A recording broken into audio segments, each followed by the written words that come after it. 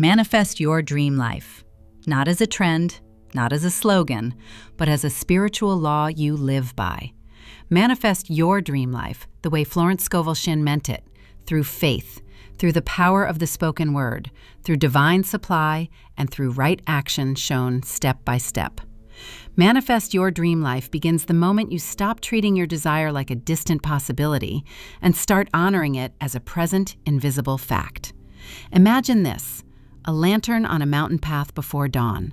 The world is still dark, the valley below looks asleep. Yet the lantern doesn't argue with the night.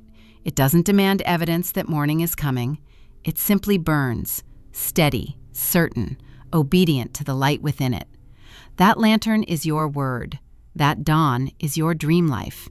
And the mountain path is the bridge between what you see and what you are meant to live. There are two kinds of people in this world: those who wait and those who remember. The waiting mind says, "One day I'll be ready." The remembering mind says, "I was born for this. I'm returning to what is already mine." The waiting mind scans the horizon for signs. The remembering mind becomes the sign. Florence belonged to the remembering. She understood that life is governed by spiritual law, not spiritual lottery. The universe is not random. The law of success is exact. Your outer world is not the author of your story. It is the handwriting of your inner world. And the pen you write with is your spoken word. What you speak, you set in motion. What you decree, you sculpt. What you say with conviction becomes the corridor through which miracles arrive. And this isn't blind faith. Florence never asked people to float in fantasy. She asked you to stand in truth so firmly that your subconscious mind accepts it as reality. And then circumstances must reorganize to match. Because the subconscious does not wait for proof. It responds to posture. The posture of someone who knows. The posture of someone who remembers. So let me ask you softly but clearly. Have you been trying to manifest your dream life from fear? Or have you been stepping into your power every day? Fear says, "Maybe it's not for me." Faith says, "It was placed in me. It must be for me." Fear says, "I don't know how." Faith says, "Right action will be shown." Fear says, "What if this fails?" Faith says, "Spiritual law never fails." Florence would smile at fear the way the ocean smiles at a worried wave, because she knew the wave is part of the ocean even when it forgets. You are not separate from your supply. You are not separate from love. You are not separate from the miracles you seek. You are separate only from the remembering of your own power. You're not here to wish. You're here to remember.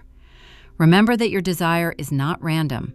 It is a spiritual assignment, a living invitation from God within you, a quiet message saying, "Here is the next version of you calling you forward."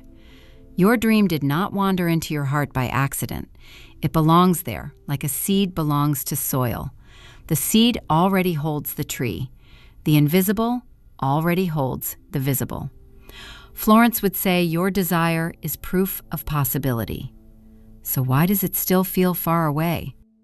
Because many people ask for their dream life and then speak as if it's impossible. They pray for divine supply, then identify with lack. They want right love, then rehearse loneliness. They want prosperity, then confess limitation. They say yes with their lips and no with their identity. And identity is what life mirrors. Life isn't punishing you. Life is obeying you. It reflects the frequency you live in, not the fantasy you visit for 5 minutes a day. A wish is weak. A decision is law. Let that land. If what you see is delay, ask, "What have I been calling real?" If what you see is scarcity, ask, "What have I been agreeing with?" If what you see is stagnation, ask, "What version of me have I been practicing?" Practice becomes prophecy. Florence taught that how to manifest your dream life is not primarily about chasing outcomes. It is about becoming a match. You embody the version of you who already receives, not arrogantly, reverently, as someone honoring a divine contract already signed in the invisible. Here's a quiet truth most people miss. You don't manifest by forcing the world to change. You manifest by changing the inner cause. Consciousness is the cause. Circumstance is the effect. If you want new effects, you must choose a new cause. And that cause is decision.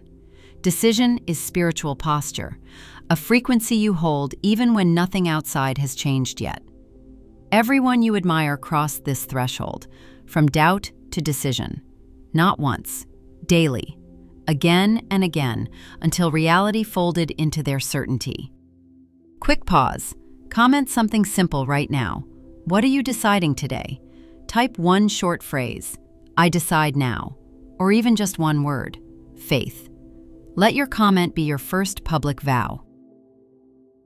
Now, listen. This next part is where the old self dissolves. Because the universe responds to decision the way iron responds to a magnet. When you decide with conviction, life rearranges itself, not because you're forcing it, but because you're finally consenting to divine order. Florence called it living as if, not pretending, preparing. Your mind is God's workshop. Your word is the order you place. And the workshop begins moving the moment you stop canceling your own request with doubt. So are you still waiting for a sign? Or are you ready to say, it is done? Because the dream is not a maybe, it's a memory. And you return to that memory until reality catches up. A woman once walked door to door selling fax machines. No glamorous beginning, no business pedigree, no investors with glittering promises. But in her mind, a future identity already breathed. The world saw a salesperson. Sarah Blakely saw the woman who would build something the world didn't know it needed yet. She wrote her goals down. She spoke them aloud. She acted as if the outcome were inevitable. She didn't ask, will they like it? She decided they already will. This wasn't arrogance. This was alignment. Florence would say Sarah used the power of the spoken word to manifest. She spoke from the end, and her subconscious rearranged the path. She didn't need the whole staircase. She needed the next step. And right action kept appearing like lanterns along the road. When investors laughed, she kept pitching. When stores said no, she kept knocking. When fear tried to rewrite the script, she kept reading the one she chose. Your word is your wand. Your faith is the fire. Your right action is the path. Sarah didn't become successful by luck. She became the energy of success before anyone knew her name. She practiced certainty until certainty became her normal climate. And this is why your dream life isn't coming while you keep speaking like it's far away. The subconscious doesn't follow your Pinterest board. It follows your posture. If you live like your dream is distant, life reflects distance. If you live like your dream is done, life reflects done. You don't attract what you want.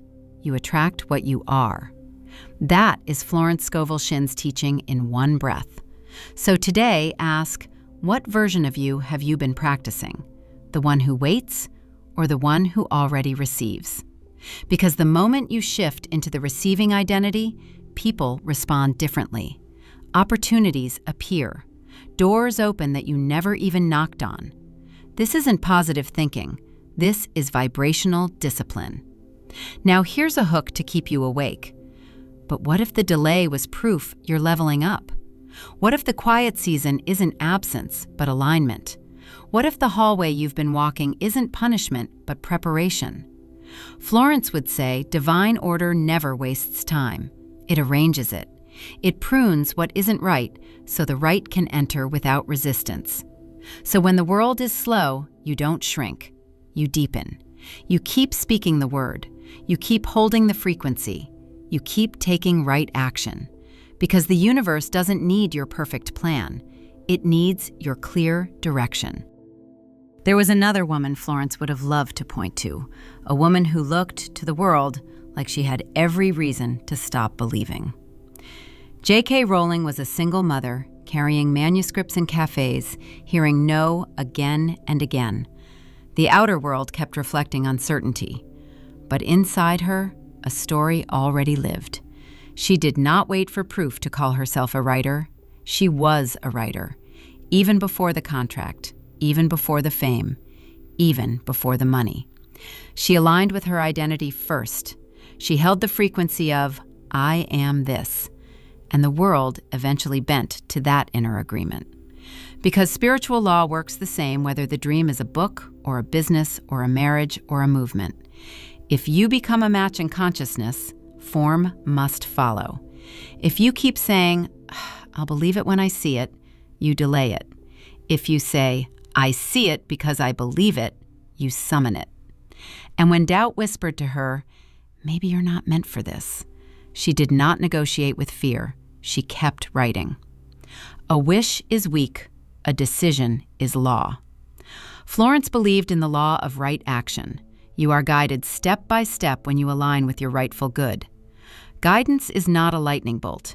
It is an inner nudge, a quiet knowing, a simple, do this next. You don't need to see the whole bridge. You need to walk the step that's lit. If you walk it, the next light appears. If you demand the whole map first, you stay in the dark hallway. So what quiet inner nudge have you been ignoring? That idea that keeps returning, that sentence that rises in you at night, that vision you keep apologizing for. That is not random. That is your sign. You've already received confirmation.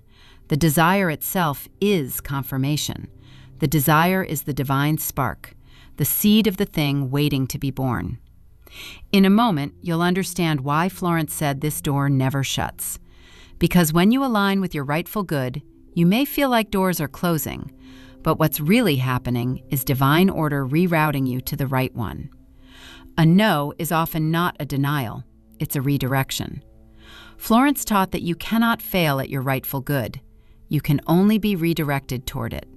So stop translating closed doors as rejection of you. Often they are protection of you. Often they are making room for something too large to fit through the old frame. And let me say this clearly, right in the middle of our journey. So the truth lands in every corner of your life. Whether it's prosperity, right love, or purpose, the law is the same. The same law of faith, the same law of the spoken word, the same law of divine supply, the same law of right action. Money obeys it. Love obeys it. Healing obeys it. Success obeys it. Your dream life obeys it. Because the invisible realm does not discriminate. It reflects the consciousness you hold. So if your heart is saying, I want abundance, the law answers, become abundance in mind. If your heart is saying, I want right love, the law answers, become love in consciousness. If your heart is saying, I want purpose, the law answers, become aligned with your calling in the unseen first. Same law, different form, one source. If you're ready to live this truth, not just hear it, join the 21-day challenge to create your dream life. It's a daily practice of faith, spoken word, intuition, and right action. The link is below. Step into it like someone who already knows this is theirs, because that energy alone changes everything. Now, let's return to the current of the story. Florence said we must prepare for what we have asked for, even when there isn't the slightest sign of it in sight. Preparation is faith in motion. It's setting the table before the guest arrives because you trust the invitation was heard. So prepare. Prepare your mind. Prepare your habits. Prepare your schedule. Prepare your language. Prepare your heart. Speak from certainty, not from caution. The moment you do, the invisible realm begins rearranging the visible one. And this is why Manifest Your Dream Life Florence Scovel Shinn is not a cute search phrase. It's a whole way of living. She taught that your word must match your desire, your feeling must match your prayer, your identity must match your request. You can't ask for abundance while identifying with lack. You can't ask for love while practicing fear. You can't ask for purpose while shrinking from your own gift. So Florence would say, don't settle for half a blessing. Don't settle for delayed joy. Don't settle for a dream you keep lowering to fit your current mood. Either you believe you are fully worthy or you are practicing limitation. There isn't a middle frequency. Your life is not waiting for you to be perfect. It's waiting for you to decide. Decision is not a one-time moment. It is a frequency you maintain like you maintain breath. Every morning you tune yourself to faith. Every night you return to certainty. You don't ask when, you declare now. Because the law of success doesn't wait for your mood. It responds to your word. Now, let's add another life example Florence would nod at. Tyler Perry was homeless, sleeping in his car, carrying a vision no one else could see. His first plays were financial disasters. People walked out. Critics laughed. But something inside him refused to surrender its assignment. He kept speaking the word. He kept acting as if. Not pretending, preparing. He did not identify with the failure of a night. He identified with the success of a destiny. And destiny, when held in consciousness, becomes stubbornly inevitable. The world eventually rearranged, not because Tyler forced it, because he aligned with it. You don't manifest by accident, you manifest by alignment. That's spiritual law. Here is where many people get tired. They want their dream life to appear immediately, so they can relax into faith. But Florence taught the opposite. Relax into faith now, and the dream life appears as a consequence. You don't wait for the world to shift before you shift. Reality bends to your inner world, not the other way around. So if your outer world is not moving yet, don't panic. Your outer world is slow by nature. Your inner world is fast by law. And inner speed creates outer momentum. Now, let me place another hammer in your hand. A wish is weak. A decision is law. Say it until your mind believes you. Because when you decide, you step into spiritual authority. Not dominance over people, dominion over fear, authority in consciousness. You stop asking permission to live a life that God already approved before you were born. And what happens when you do? People respond to you differently. Opportunities feel random, but they're not. Doors open without strain. Right people appear on the path. Divine supply rushes in. The pattern is not magic. The pattern is law. And if you're asking, how do I remove blocks to manifestation? Florence would say, watch your words. Watch your identity. Watch where you rehearse doubt. Blocks are not in the universe. They are in the inner argument. The moment the argument ends, the flow begins. So end it. End the negotiation with fear. End the rehearsals of limitation. End the language of not yet. Let it end now. Let's take a breath here and reawaken curiosity. Listen carefully, because what if your dream is closer than your doubt allows you to see? What if the only thing separating you from the breakthrough is the identity you practice in the quiet? Because the dream you want isn't waiting for your effort alone. It's waiting for your agreement. Your agreement is your word. Your word is your wand. Your wand works by faith. Florence said that faith is not something you feel when life is good. Faith is what you choose when life is temporary.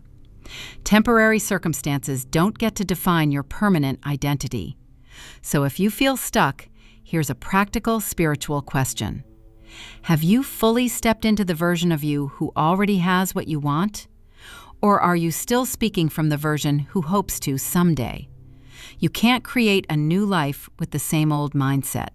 You can't manifest prosperity while narrating scarcity. You can't attract right relationships while identifying with rejection. So choose. Choose your identity first. Choose your word second. Choose your right action third. And let divine order handle the rest. Because divine order is not vague, it's specific. It takes you through the right door, not every door. It aligns you with the right opportunity, not endless options. It guides you to the right place, not random wandering. That's why Florence said you must prepare for the thing you asked for, even when there isn't a sign yet.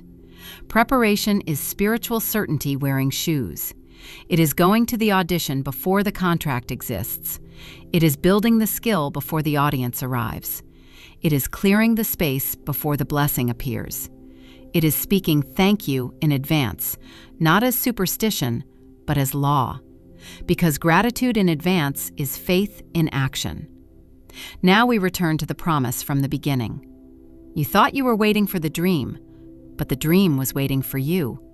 Waiting for you to stop hesitating, waiting for you to stop shrinking, waiting for you to stop second-guessing what you already know, waiting for you to remember. Remembering is not a technique. It is a homecoming. You were not born to crawl through life collecting crumbs of approval. You were born to live under the law of divine supply. You were born to speak the word and watch worlds shift. You were born to trust the God within you more than the appearances around you. Your desire is not foolish. Your dream is not too big. Your intuition is not random. Your faith is not fragile. It is your assignment. So rise. Rise in faith. Rise in certainty. Rise in spoken word. Rise in right action. Rise in the invisible reality that already holds your name. Say it now inside yourself. I decide. I do not wait. I remember. It is done. And when doubt tries to return like an old song on the radio, you don't wrestle it. You change the station with your word. You speak louder than fear, because your mind is listening, because life is listening, because the universe answers the voice that has authority. If this truth awakened something in you, stay close, because the next revelation is already unfolding in the unseen, gathering form with every sentence you dare to believe. You are not waiting for the promise. You are the promise fulfilled. Your word is the wand, and it is already moving. And now, let the unseen become seen.